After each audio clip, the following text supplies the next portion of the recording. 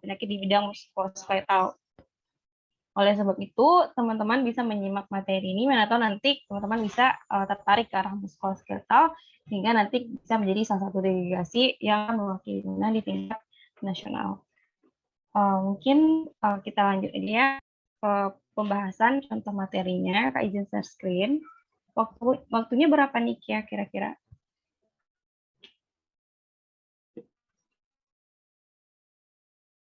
Halo? Sampai jam 4.50, Kak. 4.50 ya, baik.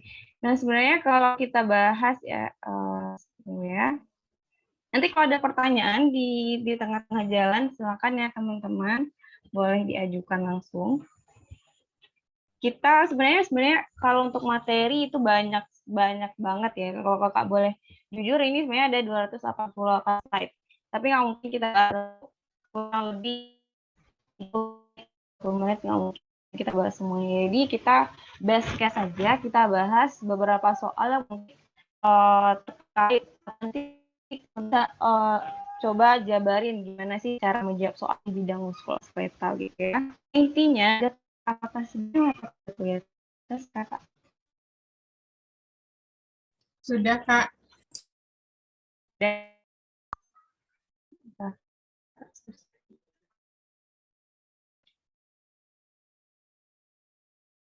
Oke, jadi intinya sebenarnya di bidang manapun tuh sebenarnya satu ya, gimana sih mereka mengelompokkan, mengklasifikasikan berbagai penyakit.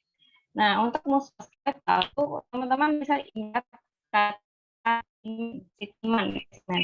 Jadi semua penyakit di bidang muskuloskeletal itu pasti masuk ke salah satu penyakit ini. Nah, apa aja sih itu sitiman? Sitiman itu dari congenital dan developmental disorder. Jadi kelainan-kelainan kongenital seperti DH, developmental aplasia hip atau penyakit-penyakit osteomalacia dan sebagainya. Kemudian juga penyakit infeksi dan ini terkait seperti penyakit osteomyelitis dan sebagainya. Dan juga penyakit tumor dan tumor like lesion. Ini penyakit dengan lipoma atau kondrosal. Jadi terkait dengan tumor. Kemudian I-nya itu injury dan mechanical derangement. Jadi ini pada pasien-pasien dengan fraktur atau mungkin dislokasi itu masuk ke injury dan mechanical derangement. Kemudian juga M itu metabolic dan disorder karena bagaimanapun penyakit sistemik yang sifatnya sistemik itu bakalan berdampak pada tulang juga pada bidang muskuloskeletal karena muskuloskeletal ini juga kaitannya juga dengan mineralisasi atau nanti kelainan-kelainan endokrin seperti kanker tiroid itu bakalan juga pada tulangnya gitu. Dan juga penyakit artritis dan rheumatic disorder. Jadi untuk biar masalah kaprah, rheumatic disease itu atau rheumatic disorder sebenarnya semua penyakit yang terkait dengan tulang, sendi dan jaringan sekitar. Kadang ada orang yang bilang kayak penyakit rheumatik, penyakit GOLD itu apakah sama? Nah, jadi sebenarnya GOLD itu masuk ke penyakit rheumatik. Jadi segala penyakit yang terkait dengan yang terkait dengan muskuloskeletal, sistem yang terkait dengan tulang, sendi dan jaringan sekitarnya itu kita sebut penyakit rheumatik ya. Nah, kemudian neurological problem dan muscle weakness. Nah, ini terkait juga dengan penyakit-penyakit yang hubungannya karena muscle itu pasti diperdarah atau disyarafi oleh saraf ya. Jadi kalau ada masalah-masalah saraf itu juga berdampak pada sistem muskuloskeletal. Contohnya apa? Contohnya pada pasien-pasien dengan miastenia gravis atau pasien dengan sindrom Guillain-Barré itu biasanya juga punya masalah pada muskuloskeletalnya. Nanti kita bahas lebih lanjut. Oke, jadi ingat aja ya sitimen ya, teman-teman. Semua penyakit muskuloskeletal itu akan masuk ke pembahasan sitimen itu. Oke, apakah kita lanjut ke soal? Ini suaranya nggak ada ya, Kia? Suara teman-temannya? Boleh langsung masuk soal aja sebenarnya, Kak. Oke, langsung soal ya. Oke, nanti kalau ada pertanyaan di tengah-tengah jalan, silahkan di unmute aja ya, teman-teman.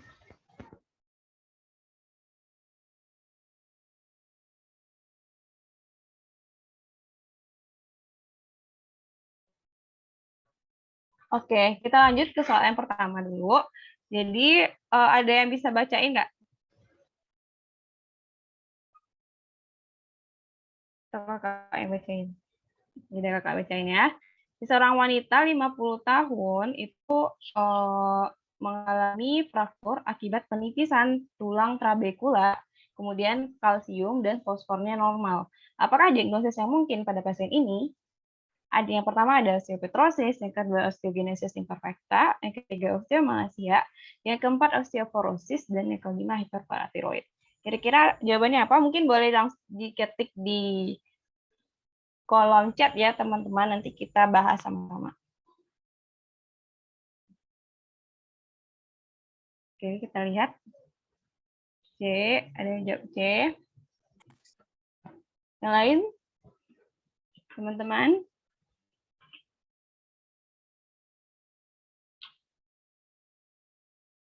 Kita coba bahas ya, osteomalacia. Jawabannya, oke. Jadi kita harus tahu nih. Jadi sebenarnya pas penyakit ini itu ada ciri khasnya, ada yang khusus, ada yang spesifik untuk dia gitu. Dan kita juga harus perhatikan nih, misalnya osteoporosis seringnya pada pasien-pasien yang kayak gimana gitu. Osteogenesis seringnya pada pasien-pasien yang kayak gimana. Jadi ada ciri khusus yang perlu kita perhatikan. Misalnya pasien ini 50 tahun loh, terus mengalami penipisan tulang trabekula, sedangkan kalsium dan fosfornya normal. Nah, pada pasien-pasien dengan 50 tahun, apa aja yang mungkin pasien-pasien ini? Nah, yang pertama itu ada osteopetrosis. Osteo itu artinya tulang. Kita harus tahu juga tuh kata-katanya biar kita lebih nanti nggak ngafal sifatnya, tapi kita paham definisi dari masing-masing medical term itu. Yang pertama ada osteopetrosis. Dia berasal dari bahasa Greek, itu osteo artinya tulang ya. Kemudian petrosis itu artinya stone atau batu. Jadi tulang pasien ini mengeras kayak batu. Jadi istilahnya ada marble bone disease. Jadi nanti kalau di pemeriksaan ronsen atau radiografi itu terlihat tulang kan harusnya dia emang radio opak ya atau ke arah keputihan, tapi dia juga seputih kayak di gambar yang increase bone thickness ini, yang infantile osteoporosis. Dilihat, bisa dilihat ya kursor kakak di sini. Jadi ada peningkatan dari aktivitas dari osteoklas pada pasien dengan osteopetrosis ini. Jadi dia ada penimbunan dari mineralisasi. Makanya pasien-pasien ini itu bakalan mempunyai tulang yang keras. Tapi dengan tulang yang keras itu malah sifatnya adalah mudah fraktur. Kenapa? Karena prosesnya harusnya di tulang itu ada proses yang namanya keseimbangan antara proses osteoblas sebagai bone formation dan proses osteoklas untuk bone resorption. Jadi itu harus seimbang sebenarnya. Nah, cuma pada pasien-pasien ini dia lebih pada proses proses dari osteoklasnya meningkat. Nah, peningkatan osteoklas ini tanpa diimbangi juga dengan peningkatan bakalan bikin tulang itu rapuh. Jadi sebenarnya dia kayaknya kuat gitu, tapi mudah rapuh. Nah, osteoporosis ini sering pada anak-anak ya, osteoporosis ini. Jadi jarang pada dewasa. Kemudian yang kedua osteogenesis imperfecta. Ya, artinya osteogenesis, artinya tulang, genesis pembuatan tulang, kemudian imperfecta artinya tidak sempurna. Jadi ada proses pembuatan tulang yang tidak sempurna biasanya pada pasien-pasien pada anak-anak biasanya atau pada pasien infantil. Biasanya itu terkait dengan gangguan pada pembentukan tipe kolagen. Jadi kolagen itu banyak banget sebenarnya. Ada kolagen tipe 1 sampai 28 kolagen. Cuma yang penting teman-teman ketahui di sini ada 2 jenis kolagen. Yang pentingnya semuanya bagus sih. Yang satu itu ada kolagen tipe 1, itu dia untuk membentuk matriks ekstraseluler tulang. Jadi pada pasien-pasien dengan yang gangguan dari proses dari pembentukan kolagen tipe 1 ini, dia bakal mudah dia bakalan rapuh matriks tulangnya. Jadi tulang itu ada sel tulang dan ada matriks dari tulang. Jadi matriks tulang itu yang akan mendukung dari pertumbuhan sel-sel tulang. Jadi kalau pasien-pasien dengan osteogenesis imperfecta ini bukan masalahnya di sel tulangnya atau di osteositnya, tapi masalahnya adalah pada pembentukan dari matriks ekstraseluler itu pada kolagen tipe 1. Nah, ini sering pada anak-anak ya. Kemudian yang ketiga ada osteomalacia. Osteo artinya tulang, kemudian malacia artinya pelunakan. Jadi ada proses pelunakan pada tulang karena kronik. Jadi lama itu karena tulang itu sebenarnya adalah tempat cadangan dari atau penimbunan dari vitamin D. Dia berfungsi untuk meningkatkan mineralisasi dari tulang itu atau pembentukan tulang. Nah, jadi pada pasien-pasien dengan defisiensi vitamin lama itu bakalan mudah lunak tulangnya. Nah, jadi kemudian yang untuk DD osteomalacia untuk osteomalacia ini bisa pada anak-anak, bisa juga pada orang dewasa. Paling sering itu gangguan metabolik ya. Nah, cuma untuk DD kalau seandainya dia ada tulangnya lunak juga pada anak-anak, tapi dia pada anak-anak nih kemungkinan ada rickettsia. Karena rickettsia ini dia proses vitamin D, defisiensi vitamin D ini itu jadi pada masa anak-anak, sehingga proses mineralisasi di kartilago epifisis itu bakalan terhambat. Itu jadi DD-nya rickettsia ya untuk osteomalacia. Dan yang ketiga itu ada osteoporosis. Osteoporosis ini ada sebenarnya dua jenis, ada primary, ada secondary. Jadi kalau primary ini kalau emang pure dia adalah kerapuhan tulang, biasanya pada orang-orang dewasa, paling sering itu pada wanita yang udah menopause, kemudian medical drug seperti NSAID yang sifatnya adalah meningkatkan resorpsi dari tulang sehingga tulang-tulang itu mudah rapuh, atau juga pada pasien-pasien dengan menggunakan glukokortikoid gitu. Nah, jadi kalau seandainya pasien itu emang di osteoporosis yang primer atau primary itu bakalan karena gini, jadi ada imbalance dari proses ada namanya cut off nilai dari vitamin D di dalam darah kita itu gitu. Jadi kalau seandainya cut off itu berkurang, dia tulang itu bakal berusaha untuk memenuhi kalsium. Nah, osteoporosis itu kan pada pasien-pasien dengan kekurangan kalsium. Nah, sebenarnya di tulang ya. Tapi kalau kita ukur, kan pertanyaannya adalah kalsium dan fosfornya normal. Nah, kalau pada pasien-pasien primary atau emang kalanya itu karena proses degeneratif, itu kalsiumnya di darah itu bakalan normal karena tadi dia akan meningkatkan proses resorpsi oleh vas gitu. Nah, tapi ya akan normal kalsium dan kalium dan fosfornya. Nah, sedangkan kalau yang D itu hiperparatiroid ini teman-teman harus tahu juga kalau hiperparatiroid ini adalah paratiroid adalah hormon yang dihasilkan oleh kelenjar paratiroid yang letaknya di dekat kelenjar tiroid. Jadi dia bakalan paratiroid ini meningkatkan serum kalsium. Nah, otomatis kalau pasien dengan hiperparatiroid itu serum kalsiumnya juga bakalan meningkat. Makanya untuk jawaban di sini adalah osteoporosis. Nah, kalau osteomalacia, nah di sini kurang cocok karena osteomalacia itu bakalan merupakan vitamin D yang lama. Nah, teman-teman juga harus pahami ada hubungan dari vitamin D dan kalsium. Jadi kalau pasien dengan kekurangan vitamin D itu fungsinya adalah untuk meningkatkan resorpsi dari kalsium di saluran cerna. Jadi gini, jadi kalau pasiennya udah kekurangan vitamin D dalam jangka waktu yang lama, ya gimana kalsiumnya? Ya otomatis akan berkurang. Nah, jadi ini cocoknya jawabannya adalah osteoporosis. Didukung juga dengan pasien ini usianya udah 50 tahun, udah menopause, kemudian juga dia wanita juga. Ya. Ada pertanyaan kira-kira teman-teman dari soal ini? Kalau kurang jelas kakak ngomongnya atau terlalu cepat, boleh di chat aja ya. Gimana Salsa? Zakia cepat nggak kakak ngomongnya? Udah jelas, Kak. Jelas ya, oke. Apakah kita lanjut? Lanjut, Kak. Oke, lanjut ya. Nah, ini nanti kakak bagi aja slide-nya ya. Kemudian yang kedua, laki-laki 9 tahun lemah tungkai bawah dan tungkai atas, dan semakin lemah. 2 minggu yang lalu dia ada ISPA, infeksi saluran pernafasan atas, denyut jantungnya 60 sampai 140 kali per menit. Kemudian tekanan darahnya 90, kemudian nafasnya udah 50 kali per menit. Kemudian nafasnya juga dangkal. Nah, kemudian ditemukan paresis pada 4 ekstremitas. Paresis ini artinya kelemahan ya pada keempat ekstremitasnya. Nah, refleks sendronya nggak ada, sensoriknya baik. Nah, apa sih diagnosis pasien ini? Nah, kira-kira jawabannya apa? Boleh dibikin di kolom chat. Tentu ada yang mau unmute memberikan jawaban.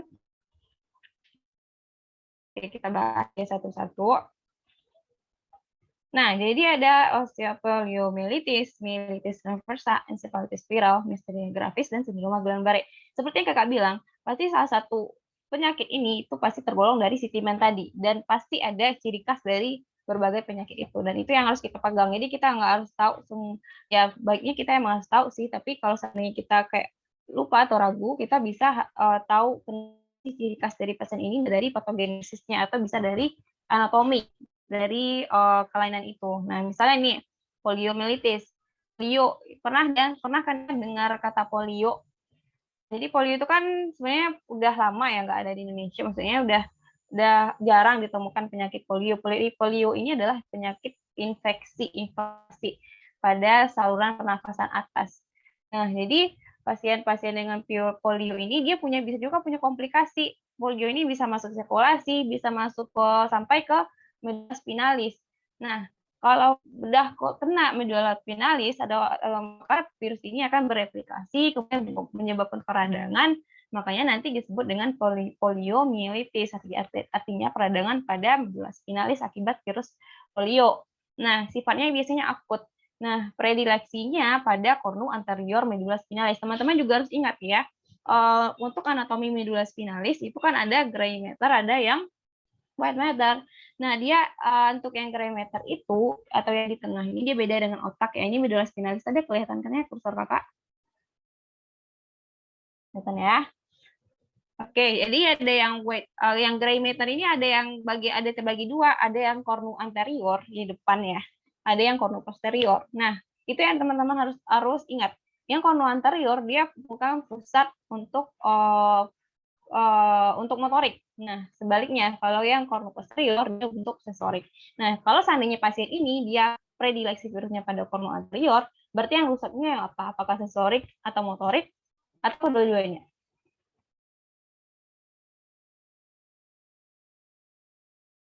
Kornu anterior untuk motorik, posterior untuk sensorik.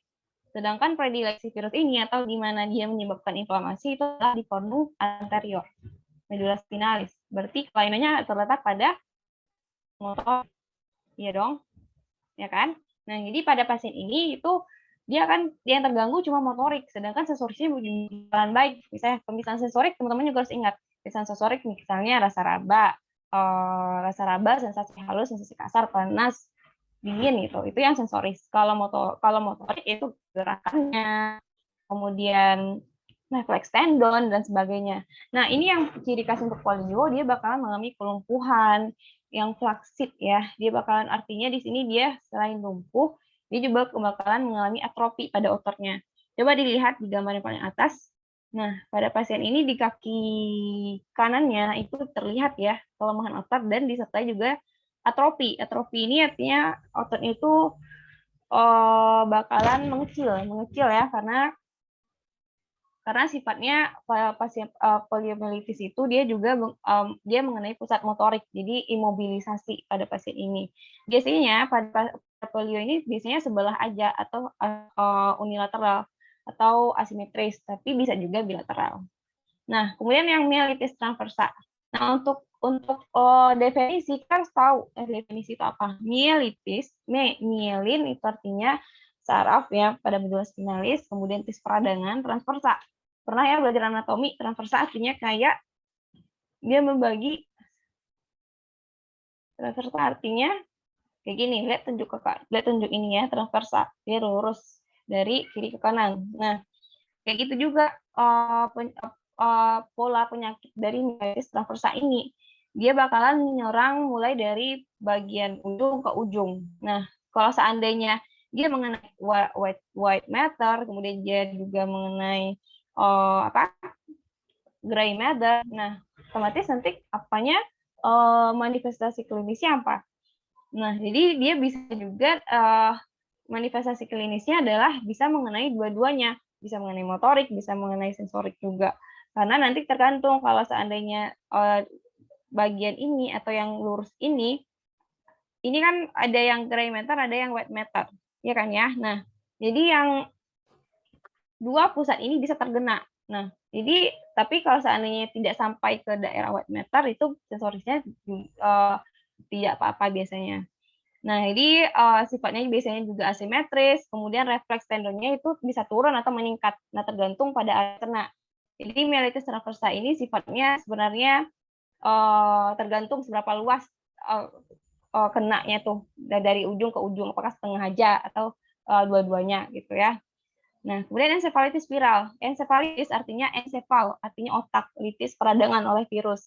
Jadi teman-teman harus tahu juga kalau ensefalitis beda sama meningitis. Ensefal itu parenkim, otak yang meradang. Kalau meningitis itu selaputnya. Nah, bedanya kalau ensefalitis itu karena peradangannya pada parenkim otak, dia bakalan kena manifestasi klinisnya itu pada perubahan status, bisa juga demam dari kepala, kemudian juga perubahan status neuropsikiatri. Nah, sedangkan kalau seandainya dia meningitis itu emang karena tanam selaput meningen, seperti kaku kuduk, dia positif, dan sebagainya gitu ya. Ini sebedain juga. Kemudian yang ketiga myasthenia gravis sama sindroma Guillain-Barré. Nah, ini yang khas banget ya, teman-teman jangan sampai salah jawabnya. Untuk myasthenia gravis itu intinya adalah ada autoantibody ini di neuromuscular junction. Jadi kan ada perbatasan yang bagian terakhir dari saraf ini. Nah, ini kan dendrit ya, dendrit badan sel, kemudian akson. Akson ada akson terminal. Nah, akson terminal ini dia bakal menserafi sel-sel otot. Nah, jadi antara sel akson terminal dengan sel otot ini itu ada autoantibody yang terbentuk pada pasien-pasien tertentu. Nah, kalau terbentuk antibody ini dia bakalan merusak impuls dari saraf tadi yang harusnya membawa rangsangan ke sel otot, dia malah merusak rangsangan itu. Artinya nanti ototnya bakalan lemah. Nah, sifatnya itu khas pada pasien dengan myasthenia gravis. Dia kalau pagi hari dia biasanya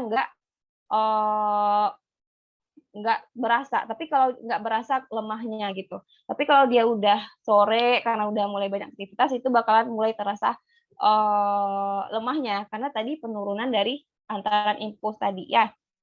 Terus harus diingat, myasthenia gravis ini tidak hanya diikuti kelemahan otot, dia diikuti dengan beberapa gejala lain.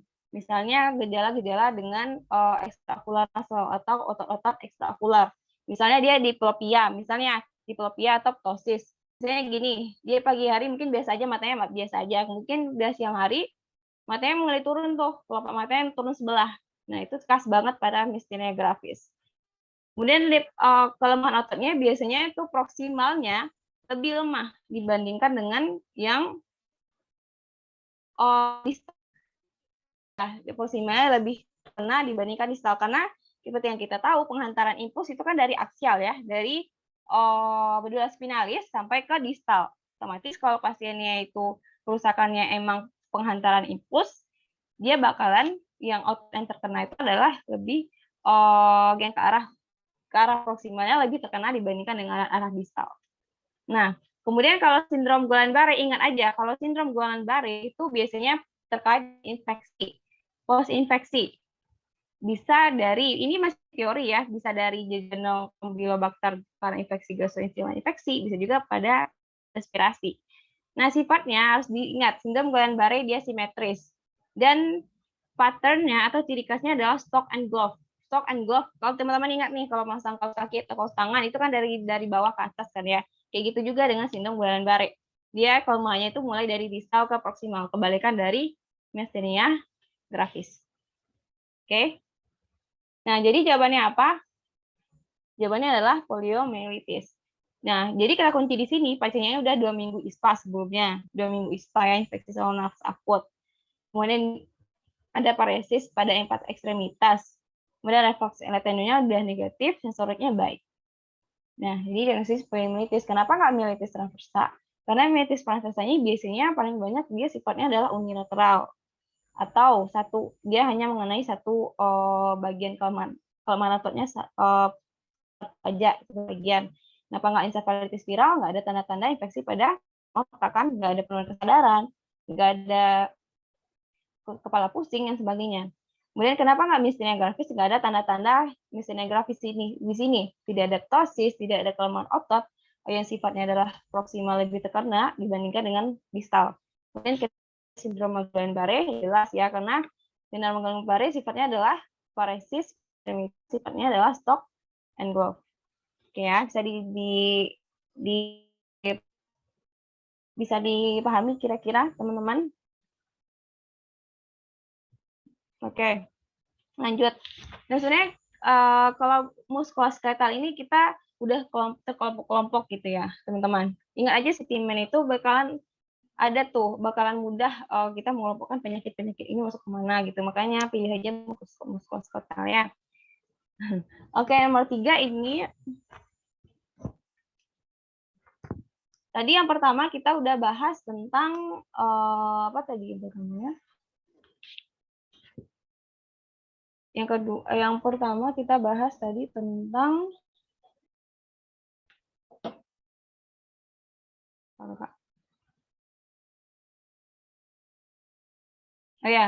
kelainan pada kongenital ya, SC. Kemudian yang kedua udah infection, kemudian yang ketiga ini adalah tumor and tumor-like lesion. Oke, tumor ini juga ada ciri khasnya masing-masing yang sangat mudah diingat. Nah, seorang laki-laki 14 tahun datang ke puskesmas diantar ibunya dengan keluhan bengkak pada lutut kiri disertai nyeri 1 minggu yang lalu. 2 minggu sebelumnya, lutut kiri pasien itu tertendang oleh temannya saat bermain sepak bola. Tetapi saat itu hanya terasa nyeri. Dari pemeriksaan radiologi terdapat gambaran radio opak. Apakah diagnosis pasien tersebut? Nah, untuk teman-teman ketahui radio opak ini, jadi nanti pemeriksaan ronsen itu radio opak itu nampak warnanya yang lebih ke arah keputihan, ke arah putih ya. Kemudian kalau radiusan dia ke arah gelap. Sifatnya mengandung kalsium itu bakalan lebih dia menyerap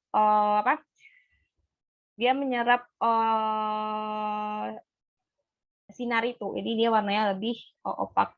Nah, diagnosis pasien itu apa? Nah, kita tahu juga nih masing-masing radiomiosarkoma apa, lipoma apa, kondrosarkoma apa, osteosarkoma apa. Ini dari jawaban ya. Oke, kita bahas dulu dari lipoma. Lipo itu artinya lipid, artinya tumor jinak. Jadi ada tumor jinak dari lipid atau jaringan lemak ya. Nah, tumor jinak ini biasanya terdiri dari lemak, sering pada usia-usia tua 40-60. Predileksi di leher, dada, punggung ya. Yang pokoknya namanya juga dia dari sel lemak, otomatis lokasinya banyak yang banyak jaringan lemak. Nah, kemudian faktor risiko adalah pasien-pasien dengan obesitas, keluarganya pernah terkena dengan lipoma ini, dan juga usia 40-60 tahun tadi. Nah, untuk klinis dari lipoma itu jelas banget. Klinis saja kita udah tahu bahwa itu lipoma gitu ya, karena emang di klinis itu udah jelas. Misalnya, yang pertama, kalau lipoma namanya tumor lunak ya, beda tumor lunak dengan tumor ganas. Itu dari kesan fisik udah jelas. Kalau tumor jinak dia bakalan bentuknya masih rata, tidak ada benjol-benjol, tidak kasar, kemudian tidak ada retraksi atau tarikan dari tumor itu dari dinding dada kayak gitu ya. Jadi harus tahu juga beda tumor jinak dan tumor ganas. Nah, tumor jinak lipoma ini dia masanya tuh dapat digerakkan di bawah kulit karena sifat lemak gimana? Dapat bergerak kan ya. Kemudian dia bulat, biasanya dia juga terasa empuk. Kemudian pertumbuhannya itu sifatnya lama, jadi kecil dulu awalnya nggak terasa, kemudian lama-lama terus besar. Nah, satu pemeriksaan klinis yang bisa dilakukan adalah slippage sign. Boleh dicatat, jadi slippage sign ini karena lemak itu karena dia tumor jinak, dia masih mudah digerakkan, tidak ada fiksasi juga ke jaringan lain, dia bisa digerakkan. Jadi nanti teman-teman tekan di satu sisi, nah dia terasa menyelip tuh di bawah tangan kita yang kita tekan. Nah, itu jadi slippage-nya sign-nya positif.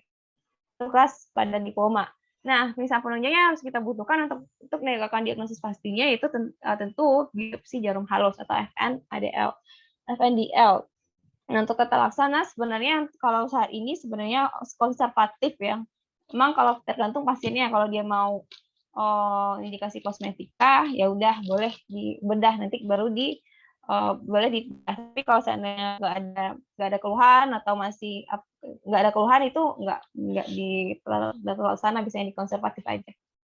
Nah, kemudian yang kedua, rhabdomyosarkoma. Teman-teman harus tahu artinya ya, biar lebih mudah. Rhabdo itu artinya sel otot rangka. Mio otot ya. Kemudian sarkoma itu tumor ganas. Jadi tumor ganasnya berasal dari otot rangka. Nah, biasanya rhabdomyosarcoma ini muncul di usia kecil dari 20 tahun, bisa juga sih usia tua. Lokasinya paling sering di traktus urinarius dan juga kepala dan leher. Nah, untuk rhabdomyosarcoma itu nggak bakalan jelas di pemeriksaan ronsen karena dia dari jaringan otot ya. Nah, untuk pemeriksaan pastinya kita lakukan pemeriksaan patologi anatomi. Nah, mikroskopis untuk pemeriksaan klinis yang khas, boleh dicatat yang khas dari rhabdomyosarcoma itu ditemukan sel rhabdomyoblast. Blast artinya adalah sel-sel yang belum matur. Nah, jadi sel-sel rhabdomyoblast ini merupakan sel dengan sitoplasmanya eosinofilik. Eosinofilik artinya adalah warna kemerahan ya. Kemudian ada granular eksentrik, kemudian bulat panjang, kemudian ada tapdol dan strep cell. Nah, ini apa sih tapdol dan strep cell ini? Nah, bisa dilihat di sini. Nah, jadi ini dia ya, sel rhabdomyoblast atau tapdol. Jadi kayak apa namanya, kata gitu lah, kayak kecubung gitu. Nah, jadi ini yang eosinofilik ini. Ada warna keorenan ya. Nah, ada dia memanjang, ini yang tapdol atau sel rhabdomyoblast. Kemudian dia juga ada sel bizarnya. Sel bizar itu adalah sel yang sel besar dan dia tidak berkapsul. Nah, di sel bizar dia kayak pita gitu. Nah, ini khas banget pada rhabdomyosarcoma. Nah, ini dia kalau dilakukan pembesaran dan inti esentrik, intinya di tepi, di tengah, kemudian ada sitoplasma yang warna kemerahan. Ini sel bizar tadi. Nah, ini sel datia ya, sel yang berinti banyak. Ini ada sel datia juga. Nah, selanjutnya kondrosarkoma.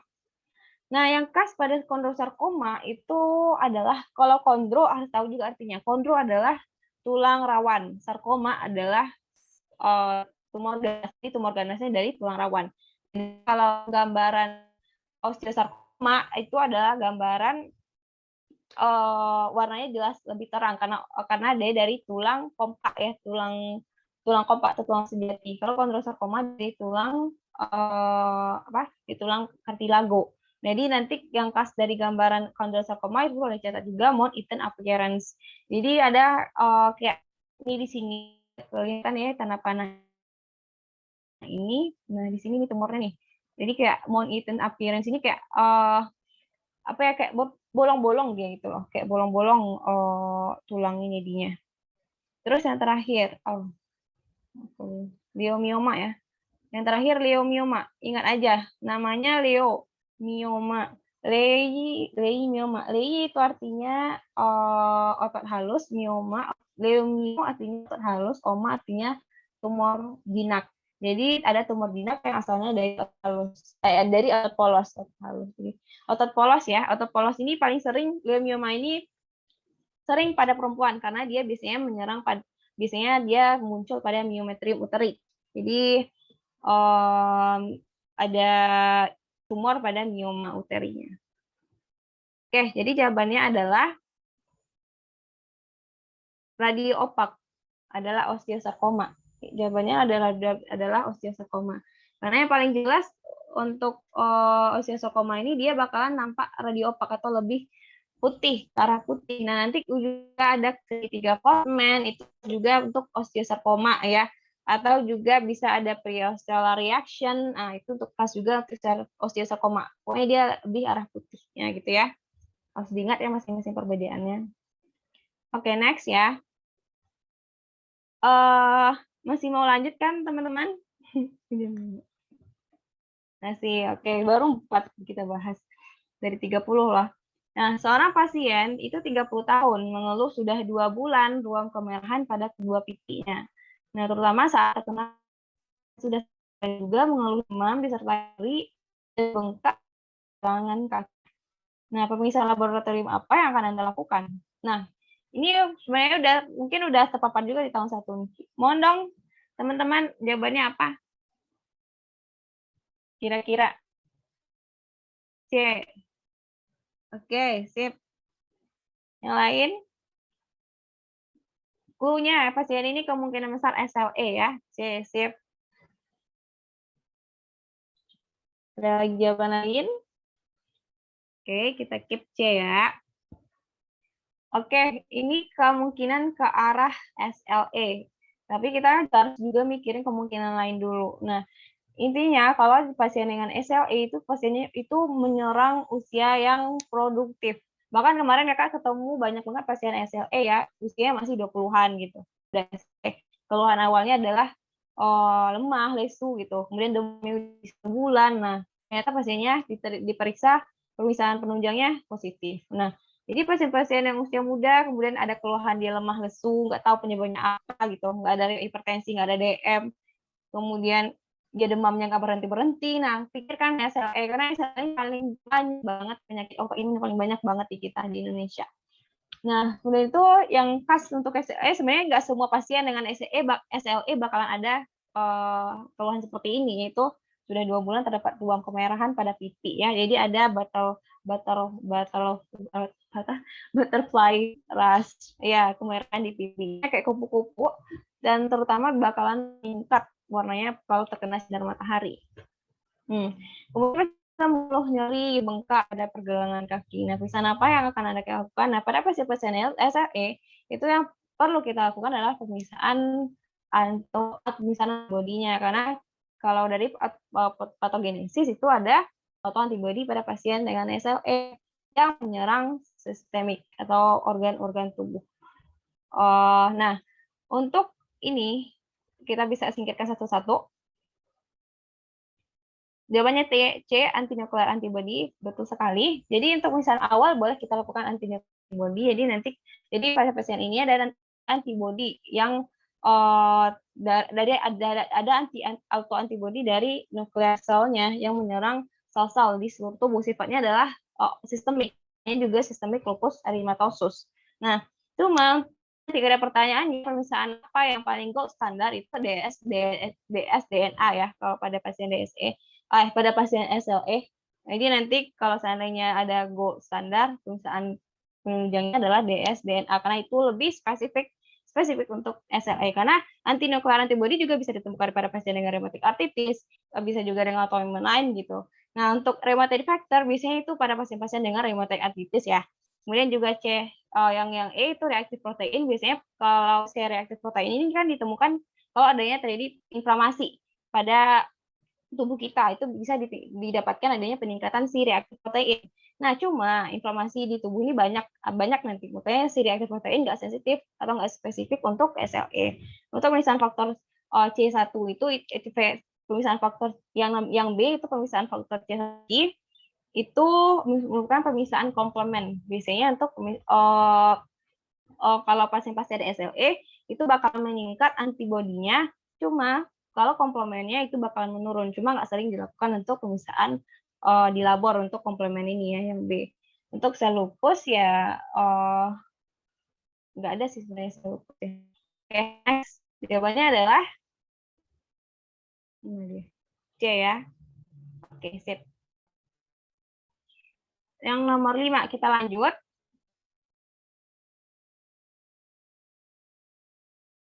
Nomor 5 itu pasien laki-laki 56 tahun datang dengan nyeri pada lutut, dirasakan 1 hari yang lalu, akut ya. Pemeriksaan fisik ditemukan nyeri pada lutut, di mana di mana tanda-tanda vitalnya dalam batas normal. Kemudian hasil lab itu asam uratnya 7,5, kemudian faktor reumatoidnya positif. Pengobatan apa yang paling tepat diberikan pasien ini? Mungkin boleh nih langsung jawabannya CT-man. Ingat CT-man. Jadi ini A ya. Artritis. Nah, ini masuk artritis dan rheumatoid disease. Ayo, kira-kira jawabannya apa? Lagi dong. Pasiennya apa nih kira-kira? Gout atau rheumatic? Bantu dong jawabnya.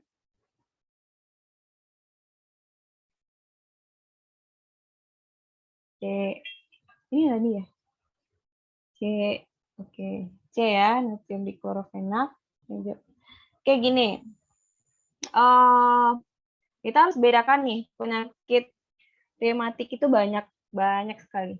Nah, cuma yang bedakan itu adalah ada yang akut, ada yang kronik, ada yang emang pertama kali timbul, ada yang udah berulang. Nah, kita harus tahu nih ciri khas dari masing-masing. Pasien ini dia nyeri pada lututnya biasakan 1 hari yang lalu.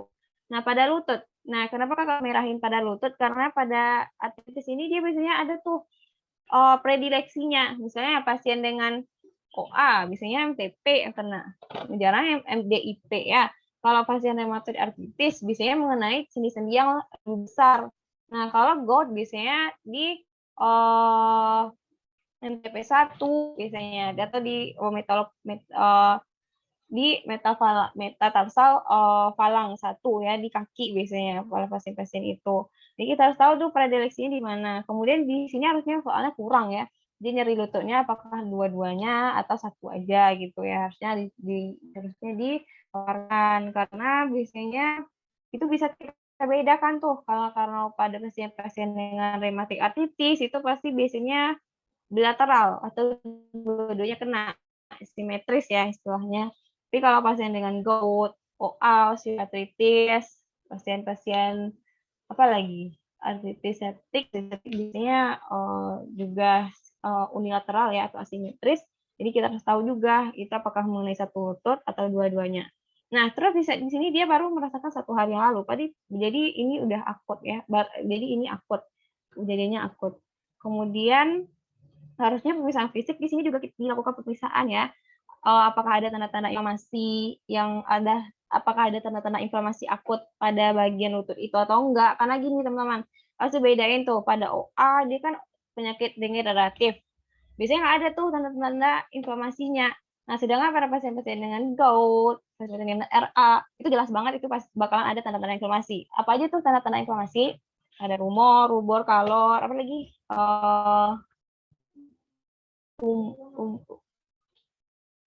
Iya, tumor, rubor ya, merah, ada kemerahan, ada pembengkakan, ada panas, kemudian ada fungsi alesa atau penurunan fungsi. Nah, jadi ada tuh kalau di pasien OA atau gout tanda inflamasi akutnya ya, tanda-tanda radangnya. Nah, kemudian di sini untuk labnya dia periksanya adalah asam urat 7,8. Ada yang tahu berapa batas hiperurisemia? Boleh chat di kolom chat. Berapa nih asam uratnya kita katakan hiperurisemia.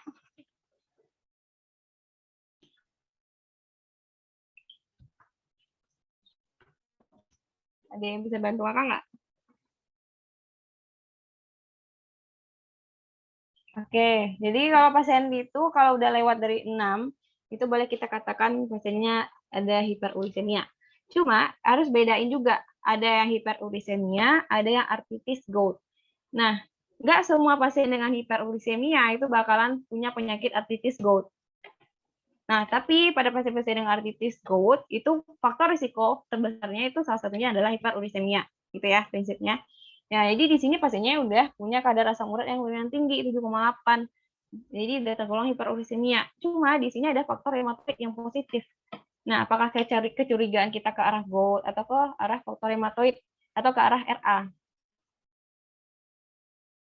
Nah, apakah kecurigaan kita ke arah gout atau ke arah RA? Nah, pada pasien-pasien dengan RA-nya udah positif, nah biasanya itu mendukung ke arah RA ya teman-teman, meskipun di sini asam uratnya 8.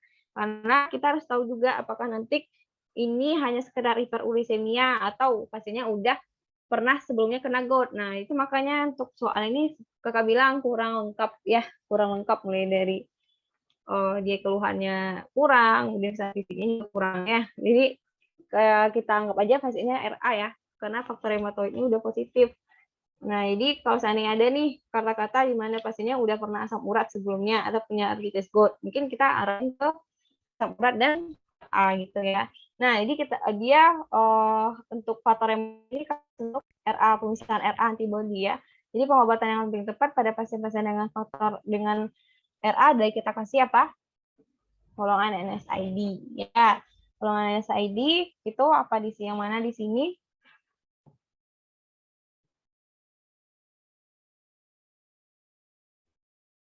Ada yang bisa bantu? Halo Perino, golongan apa? allopurinol untuk mengobati hiperurisemia karena dia bakalan meningkatkan pengeluaran ekskresi asam urat di ginjal. Jadi kalau pasiennya udah pernah asam urat nih, atau nanti pada pasien dengan gout arthritis yang pada fase interkritikal ya. Jadi ya nanti ada tiga fase pada pasien dengan asam urat. Ada fase arthritis goutnya, ada fase interkritikal, ada fase topus atau topi. Nah, jadi kalau dia fase yang dia pasti di arthritis gout itu ada peradangan akut. Nah, itu peradangan akutnya ada pada pasien itu. Jadi ada tanda kemerahan, sebagai radang, tumor bengkak pada kakinya, panas gitu ya. Nah, untuk gout ini nyerinya itu sangat nyeri sekali biasanya pasiennya itu ya. Jadi dia nggak nunggu tuh 3 hari baru berobat, nggak. Biasanya kalau sudah terserang 1 hari nih, dia bakal langsung berobat biasanya tuh pasien-pasien dengan gout. Jadi nyeri sekali. Nah, kalau pada fase akut ya, pada fase di mana ada tanda-tanda radang atau tanda-tanda nyeri, itu kita kasih adalah colchicine atau golongan dari NSAID. Itu ya, Dantrium diclorphenac. Nah, tapi kalau dia fase interkritikal, nah kan pasien gout itu sebenarnya ada kadar asam uratnya bisa aja tinggi. Sebenarnya udah terbentuk nih, udah ada terbentuk formation dari monosodium uratnya di sendi, cuma nggak ada gejala pada saat itu. Nah, itu di mana pasien itu masuk ke tahap fase interkritikal. Jadi udah ada penumpukan dari monosodium uratnya di sendi, cuma nggak ada gejala. Nah, untuk gold standar dan asam gout arthritis adalah biopsi aspirasi cairan sendi ya. Nanti kita aspirasi dilihat di mikroskop. Ada tuh juga gout dengan pseudogout. Nah, kalau pseudogout kan dia kalsium oksalat ya yang bertumpuk di situ, bukan monosodium urat. Nah, jadi untuk bedain dan gold standar juga untuk pemeriksaan pasien dengan gout itu adalah pemeriksaan dari aspirasi cairan sendi. Itu dilihat di bawah mikroskop. Nah, kemudian pada pasien dengan yang tadi ya, lanjut lagi ya, kembali lagi, jadi pasien dengan fase interkritikal atau fase kronisnya, yang nggak ada tanda-tanda akut, nggak ada tanda-tanda eksaserbasi, itu kita kasih allopurinol, ya, untuk nurunin atau untuk mencapai target asam uratnya di bawah 6. Nah, kemudian kalau dia berasal dari fase akut, kita kasih colchicine atau golongan NSAID, nah, natrium diclorphenac. Pada pasien-pasien dengan kalau dia nggak respon dengan NSAID atau colchicine, baru kita boleh kasih golongan kortikosteroid. Kemudian untuk pasien ini kan kita curiganya kalau di sini dia RA ya, dia rheumatoid arthritis. Kita harus curiga rheumatoid arthritis, udah kita kasih aja golongan NSAID. Itu natrium diclorphenac. Oke.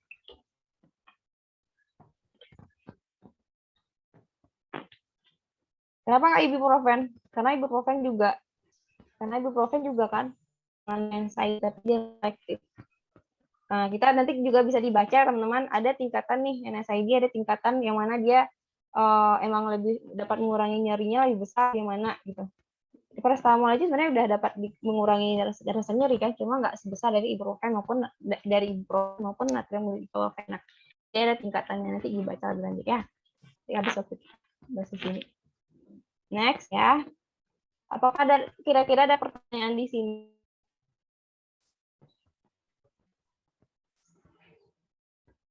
Kita lanjut ya. Oke, wanita 40 tahun datang dengan keluhan nyeri pada panggul dan punggung belakang. Hal tersebut telah diderita selama 2 tahun. Nyeri di menyebar ke lutut dan ke pundak. Pasien itu seorang vegetarian. Pemeriksaan tanda-tanda vitalnya adalah tanda normal. Kemudian terdapat fleksi di sendi lutut dan panggul. Nah, di ronsennya terdapat tulang pelvis dengan gambaran khas Brusser sign. Nah, pada pasien ini terjadi defisiensi apa? Ada yang tahu jawabannya? Dia seorang vegetarian.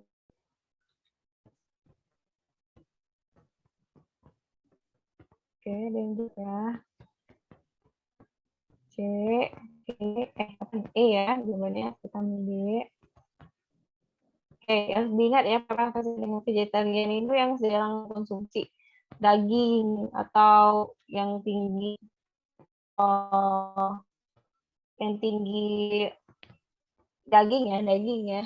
Vegetarian kan makan daging, orang yang mengandung yang daging itu yang tinggi kalsium, vitamin D itu mereka nggak konsumsi.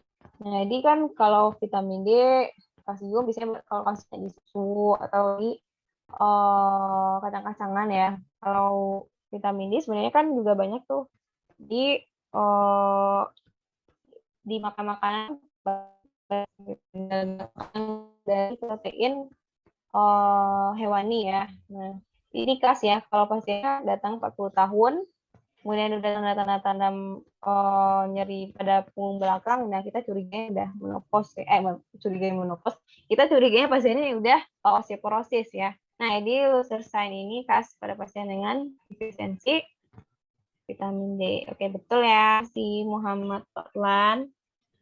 Nah, jadi ada Luther sign. Jadi di sini nanti dari pemeriksaan rosen itu ada nanti teks tulang, ada peringking tulang, indeks tulang itu yang paling luas warna putih nih ya. Nah, jadi dia ada penipis nih dari korteksnya karena penipisan trabekula tadi ya, penipisan trabekula karena defisiensi vitamin D.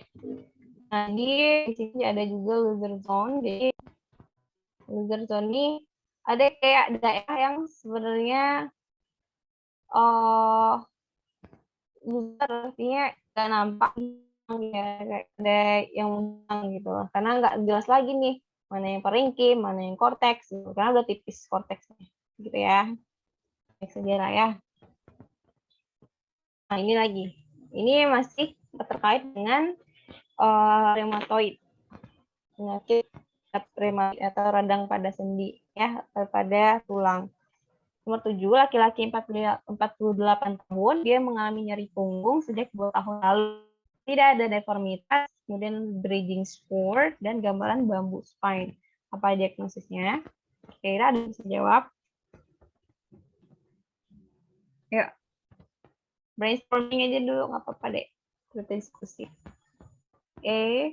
Oke, sip. Oke, sip ya, mantap. Jawabannya betul ya, spondylitis ankylosing atau spondylitis ankylosa. Nah, oke, tapi kita sebelum itu kita bahas ya satu-satu ya. Nah, nih catat nih ya, checkpoint nih. Jadi spondi. Nah, spondi ini spine ya, tulang belakang. Jadi ketika ada tanda kata-kata spondilitis, spondyloliosis, spondilisis, spondyartrosis, spondylolistesis, itu pasti terkait dengan tulang vertebrae ya, tulang punggungnya ya, tulang belakang. Nah, bedanya kita harus bedain nih yang di belakangnya. Ada spondylos atau namanya spondyloartrosis. Semua penyakit yang terkait dengan spondi atau tulang spondilo atau tulang punggung ini itu masuk dengan spondyloartropati ya, atau kelainan pada tulang punggungnya. Cuma nanti dibedain nih, ini penyebabnya karena apa, ini manifestasinya karena apa gitu. Nanti ada perbedaan masing-masing. Nah, untuk yang pertama itu ada spondylosis atau spondyloartrosis. Ini merupakan penyakit degeneratif ya. Jadi dia emang proses penuaan. Jadi ada bridging spur nanti, ada osteofit, Bridging spur ini nama lainnya osteofit. Itu osteofit ini kayak ada penonjolan tulang-tulang gitu, penonjolan tulang vertebrae itu ya ke arah intervertebrae itu. Nah, jadi dia biasanya pada pasien-pasien dengan usia tua biasanya. Bisa juga pada pasien bisa juga ada spondilitis atau spondyloartritis, sama aja. Nah, spondilitis nama juga peradangan. Nah, untuk yang spondylosis ini nggak ada tuh nampak tanda-tanda peradangan akutnya. Tanda-tanda peradangan nggak ada. Nggak ada demam, nggak ada sebagainya gitu. Nah, kalau pasien-pasien dengan spondilitis, namanya juga peradangan, ini tuh ada tanda-tanda radang tuh pada sendi tulang belakangnya. Nah, bisa karena sebab apapun, bisa spondilitis TB, spondilitis apa lagi gitu ya. Pokoknya ada terkait dengan tanda-tanda radang ya. Nah, kemudian yang ketiga ada spondylolisis. Lisis artinya apa? Pecah ya. Nah, jadi ada tuh spur dari pars articularis columna vertebrae. Jadi nanti bisa ya. Jadi ada tulang vertebrae kita ini ada columna vertebrae ya, bagian badan dari ini. Nah, ini yang columna vertebrae. Nah, ini yang diskus intervertebralis. Jadi yang menghubungkan antara vertebrae yang satu dengan vertebrae yang lainnya. Nah, di sini di diskus intervertebralis ini ada annulus lentik yang akan menunjang pergerakan vertebrae kita. Makanya nanti dia bisa memanjang, makanya pengguna itu bisa lebih panjang gitu kan, bisa lebih panjang saat bungkuk gitu. Nah, ada diskusi antara itu ya. Jadi ada kalau yang spondilolisis di sini nih ada fraktur nih di sini atau lisis di tulang kolumna vertebrae. Jadi nanti dilihat di gambaran ronsennya ya atau radiografi. Nah, kemudian yang terakhir itu adalah spondylolistesis. Nah, namanya spondilo tulang vertebrae, kemudian listesis itu bergeser.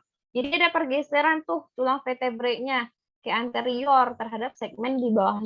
Biasanya itu kelainannya terkait dengan pars intercularis. Nah, ada grade-grade-nya. Nanti ada soal tuh. Nah, ini grade berapa spondylolistesis? Grade-nya mudah banget dihafal ya. Jadi jangan sampai ada yang salah untuk jawab soal ini. Nah, sering banget keluar nih. Nah, untuk yang grade 1 itu dia slip-nya atau bergeser yang anteriornya itu kurang dari 25%. Ya. 25% atau kurang. Kemudian yang grade 2 25 sampai 50%. Nah, ini ya terlihat ya. Ini mulai geser, nggak arrangement lagi, nggak sejajar lagi mereka. Nah, ini ya yang 50%. Kemudian yang grade 3 itu udah lebih dari 70 sampai 70%. Kemudian grade 4 itu udah 100% dia slip atau bergeser. Kemudian ada tuh yang completely. Nah, itu yang udah terpisah sekali, itu yang grade 5 ya. Jadi silakan dihafal ya. Nah, jadi jawabannya di sini apa? Kira-kira dari punggung sendi tahun yang lalu tidak ada deformitas, bridging spur-nya ada, dan gambaran tembus spine. Oke, betul ya jawabannya spondyloankylosis. Kenapa nggak spondilisis? Karena dia ada tanda-tanda radang itu, karena dia ada tanda-tanda ada tanda-tanda radang, kemudian ada bridging spur juga. Bridging spur ini emang khas untuk spondylosis, tapi di sini pada pasiennya itu masih 48 tahun ya, kita belum curiga nih proses degeneratif. Nah, jadi kemudian juga ada spondylolistesis. Itu ada bergeser, ada deformitas. Sedangkan di sini tidak deformitas ya, tidak ada deformitas. Harusnya ada gambar ronsen ya, teman-teman, cuma nggak ada juga ya. Kemudian kenapa nggak rheumatoid arthritis? Jelas ya, rheumatoid arthritis dia nyerangnya sendi apa gitu ya. Jadi dia nggak nyerangnya sendi vertebrae, dia serang kayak salahin. Dan spondylolisis, nah spondylolisis tadi apa? Ada fraktur ya, ada fraktur di kolumna vertebrae ya. Jelas tuh bukan itu jawabannya. Kemudian terakhir spondilitis ankylosing spondilitis, dia ada tanda-tanda radang. Nah, dia nanti di spondylosis sama spondilitis ankylosing ini sama-sama ada bridging spur ya, ada tanda osteophyte-nya nanti, cuma bedanya nanti kalau spondylosis ankylosing dia jelas banget. Nanti di antara kolumna vertebrae ini kan ada tadi yang kakak bilang ini kolumna vertebrae ya, ini diskus intervertebralis. Nah, dia ada kerusakan nih di antara diskus intervertebralis, jadi menyatulah dia antara kolumna yang satu dengan kolumna yang lain. Nah, makanya yang penyatuannya itulah yang disebut dengan bambu spine. Sedangkan kalau spondylosis dia nggak bakal menyatu kayak gini, dia cuma timbul osteofit aja gitu ya. Nah, untuk memastikan teman-teman bisa pakai pemeriksaan namanya sober taste. Jadi nanti pasien disuruh tuh membungkuk, suruh berdiri dulu. Nanti digambar 10 cm punggungnya dari sakrum ya, dari gambar tuh ditandai di sakrum, terus digaris ke arah proksimal 10 cm, kemudian suruh dia bungkuk. Biasanya kalau pasien tuh bakalan ada pertambahan panjang tuh 5 cm. Kalau pasiennya nggak ada pertambahan panjang, nah kemungkinan udah spondilitis ankylosing ya. Udah ada kekakuan pada sendinya. Oke, apakah ada pertanyaan sampai sini? Atau mau lanjut?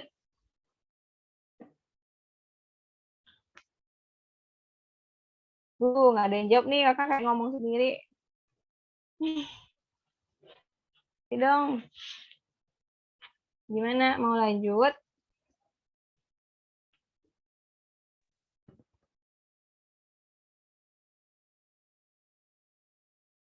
Boleh Kak, lagi. mungkin sampai nomor 10 Kak. Oke, nomor 10 ya. Sip. Nomor 8, ini pasien laki-laki usia 17 tahun datang ke IGD dengan keluhan nyeri pada betis kiri sejak 1 jam yang lalu. Pasien sebelumnya mengalami kecelakaan bermotor. Misalnya didapatkan adanya edem, rasa keras, kemudian parestese atau mulsinestra. Kemudian pemeriksaan fotopolos didapatkan fraktur os tibia fibula kominutif ya. Apakah ada diagnosa pada pasien tersebut? Nah, ada yang bisa jawab? Ini gampang nih, insya Allah. Ayo. Oke, sip, betul sekali. Sindrom compartment. Dia di salah satu komplikasi fraktur yang sangat ditakutkan itu yang pertama ada selain adanya kelainan dari vaskularisasi ya, seperti adanya iskemik karena pecahnya pembuluh darah atau arteri besar. Bisa juga yang kedua itu yang ditakutkan kan adanya sindrom compartment. Jadi sindrom compartment ini biasanya karena adanya fraktur yang menyebabkan ada perdarahan di dalam atau perdarahan yang bersifat perdarahan tertutup ya. Kemudian ada peningkatan pressure di dalam suatu kan otot kita tuh dibungkus ya sama ada pembungkusnya ya kapsul mio ada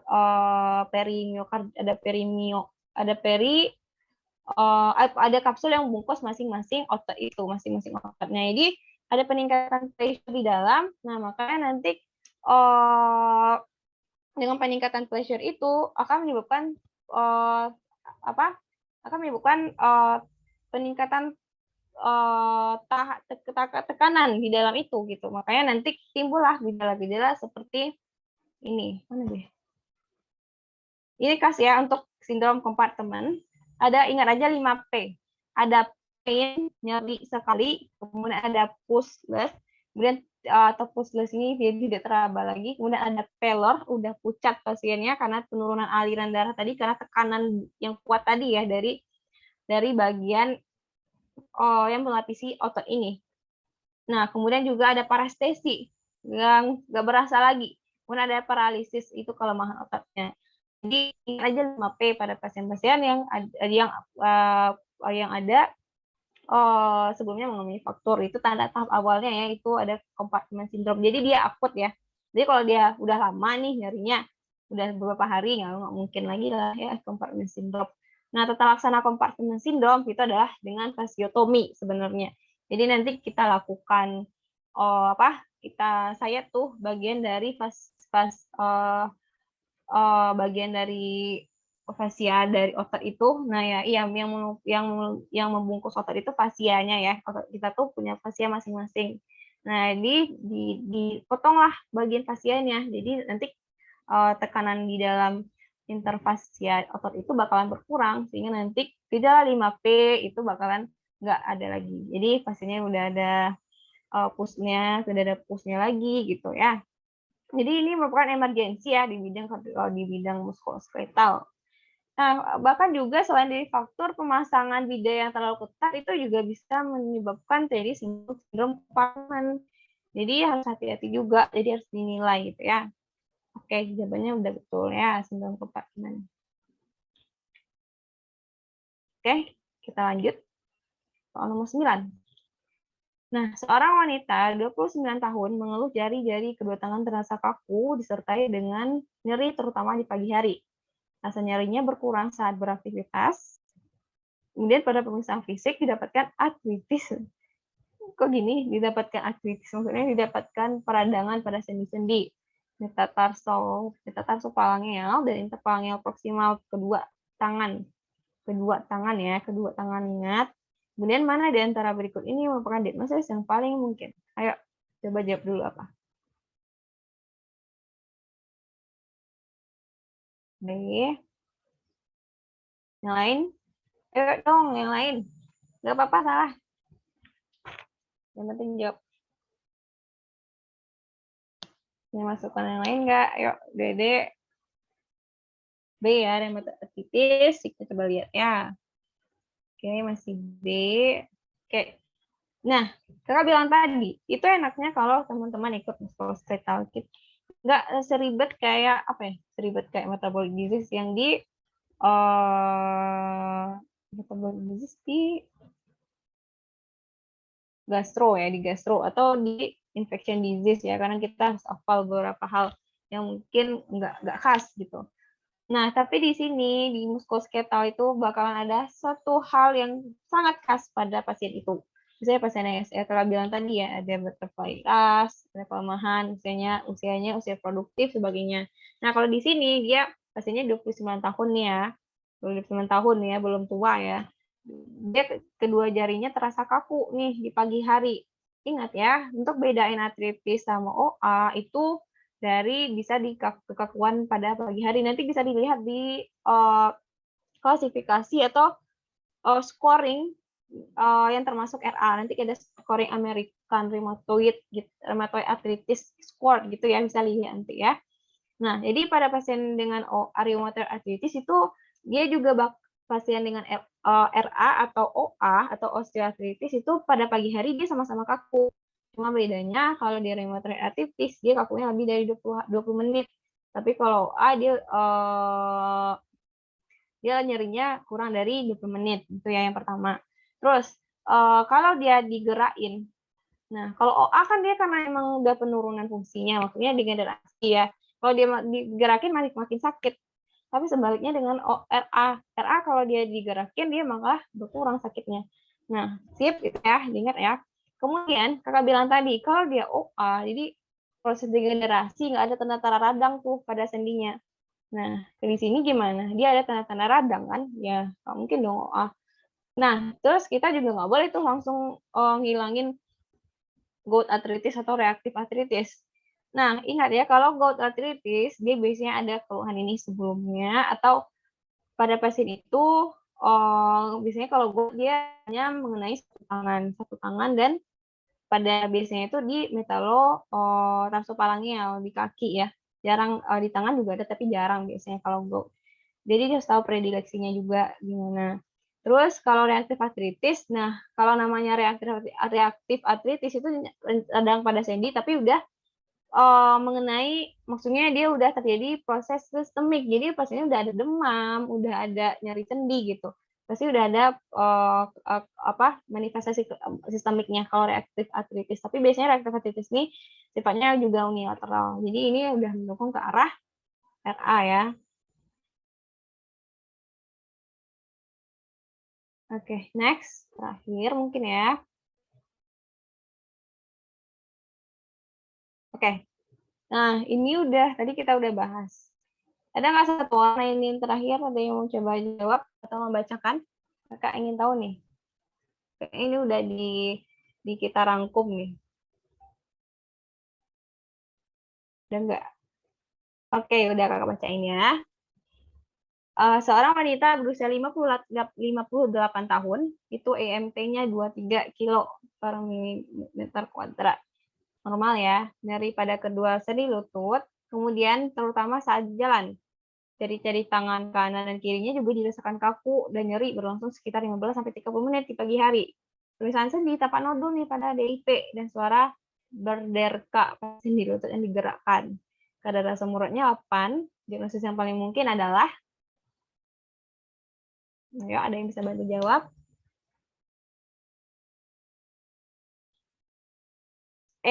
Osteoarthritis. Oke. Kita explore satu-satu ya. Ankylosis spondylitis dia nggak nyerang sendi-sendi besar, tapi dia nyerang vertebrae. Kita exclude. Kemudian di sini pasiennya juga nggak ada tanda-tanda sistemik ya, keluhan sistemiknya. Oke. Artritis septic kita exclude. Jadi tinggal artritis rheumatoid, tinggal artritis gout sama osteoartritis. Jadi kan udah bilang juga bedanya ya. Kalau artritis rheumatoid biasanya pada pasien-pasien dengan usianya produktif biasanya dari autoimun ya. Dia emang pada saat autoimunnya udah matur, udah paling bagus gitu. Jadi kemudian nyeri pada kedua lutut terutama saat berjalan. Nah, semakin tinggi. Tadi bagaimana kalau RA biasanya nyerinya itu bakalan berkurang saat aktivitas gitu ya. Berarti RA boleh kita exclude. Kemudian jari-jari tangan dan kirinya juga dirasakan kaku dan nyeri bisa 15-30 menit. Kalau dia kurang dari 20 menit itu bisa kita kelompokkan OA gitu ya. Nah, kemudian tampak nodul pada sendi DIP dan suara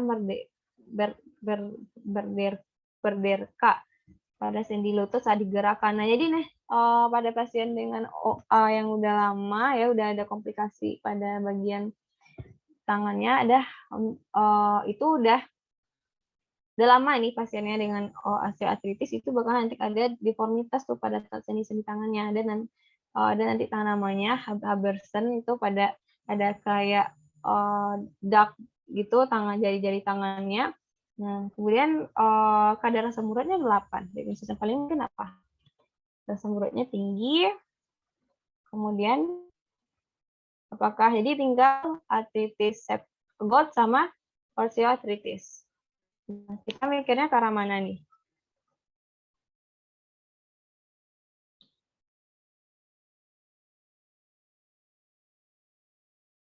DIP itu merupakan peneliti pada pasien dengan, ada ingat nggak? Ya, kalau artritis Gout dia di MTP. Satu lagi nanti ada tanda-tanda mana dia? Jadi nanti ada tanda-tanda di mana ada nodul akibat pasien itu udah lama OA-nya tuh ada deformitas deformitas pada tangan pada pasien-pasien dengan OA ya. Nah, kira-kira ada pertanyaan nggak sampai sini? Jadi jawabannya osteoartritis ya. Predileksinya mengarah ke OA, meskipun kadar asam uratnya 8 ya. Seperti yang kakak bilang tadi, tidak semua hiperuricemia itu bakal berakhir dengan artritis. Kecuali kita udah aspirasi nih, oh ternyata ada monosodium urat tuh di sendi, ya udah pasti di artritis kok.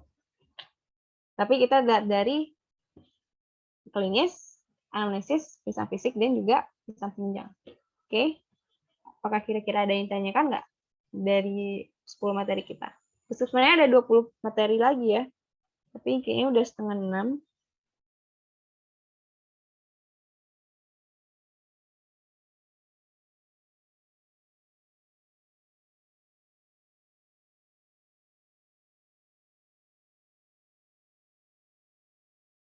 Nah, ya, satu lagi, jadi awal nampak nanti nodul pada DIP ini nama lainnya kakak lupa tadi ya. Nama nodulnya itu adalah Haber-Dens nodes. Ada nodul-nodul di daerah distal ya, distal intervalang. Indikasi pada pasien dengan OA.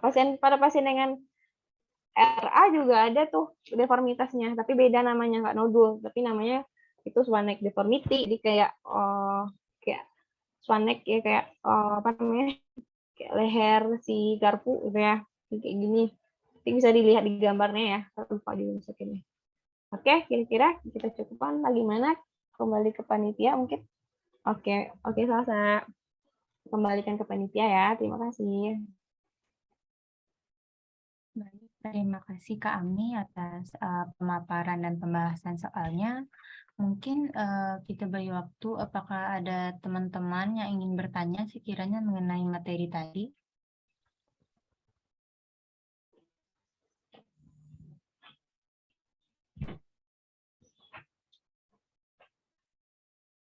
Atau kalau rasanya ragu untuk unmute bisa dikirim lewat chat saja KBT.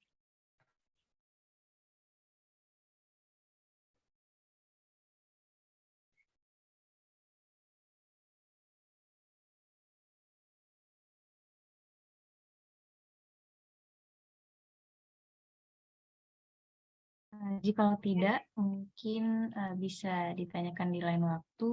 Nah, sebagai apresiasi kami kepada Kak Ami yang telah berkesempatan memberikan materi, ada sedikit sertifikat Kak, sekiranya dari TPO yang boleh di-share screen, Nada.